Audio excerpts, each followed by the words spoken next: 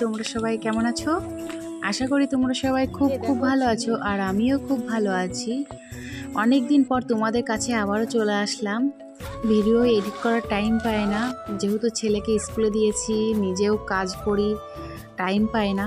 তো অনেক টাইম পার করে এখন আজকে এডিট করতে বসলাম, জানি না কতটুকু কী করতে পারবো। তো চলো আজকে ভিডিওটা শুরু করছি। এই যে দেখতে পাচ্ছ, আমরা বিহার থেকে যখন আসি তখনকার ভিডিও, 6 মাস হয়ে গেছে।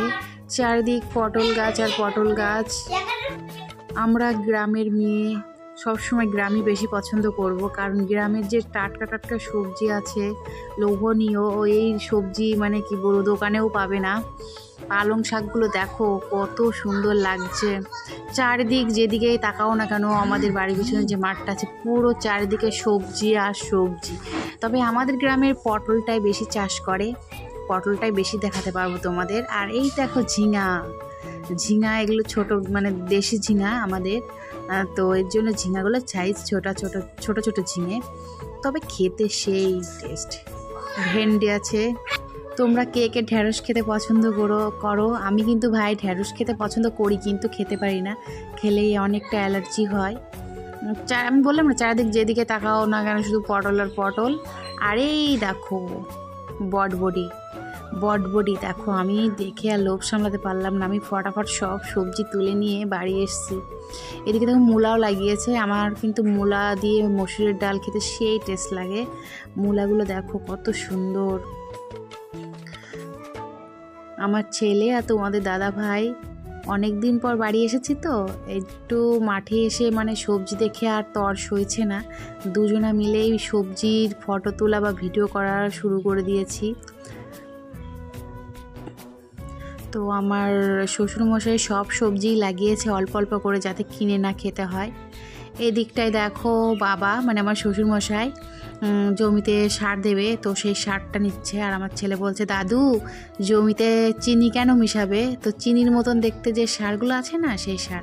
আর আমার ছেলে তো এখনও পর্যন্ত দেখেনি না, এর জন্য বুঝতে পারেনি যে ওটা সার। পটলগুলো দেখো, জাস্ট পটলগুলো দেখো কি দারুণ না। এটা আমাদের কাকা শ্বশুরের জমি, মানে অল্প করে মূলা লাগিয়েছে যাতে খাওয়া যায়, বাড়ির খাওয়া। আর এই দেখো পেঁপে গাছ, এত ছোট পেঁপে গাছ, শুধু দেখো পেঁপেগুলো কি দারুণ হয়েছে, দারুণ হয়েছে। লাল শাকও লাগানো আছে দেখো, লাল শাক, বটবডি, ডাঁটা। সত্যি মানে বাড়ির বাইরে থাকলে যে কত কিছু মিস করি সেটা বুঝতে পারছি এখন। বাড়ি থাকলে কত রকমের সবজি খাওয়া যায়।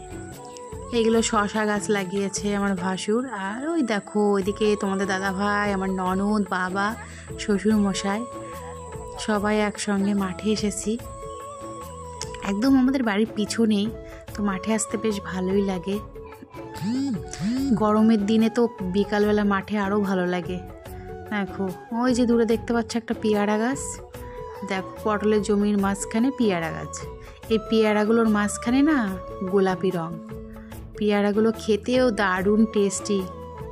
পেয়ারা গাছটা অনেকটা বড়, অনেক কষ্ট করে একটা দুটো পারলাম, কিন্তু পেয়ারাগুলো দেখে মনে হয় কষ্টা পাকেনি, কিন্তু পেয়ারাগুলো একদম টাটকা নরম।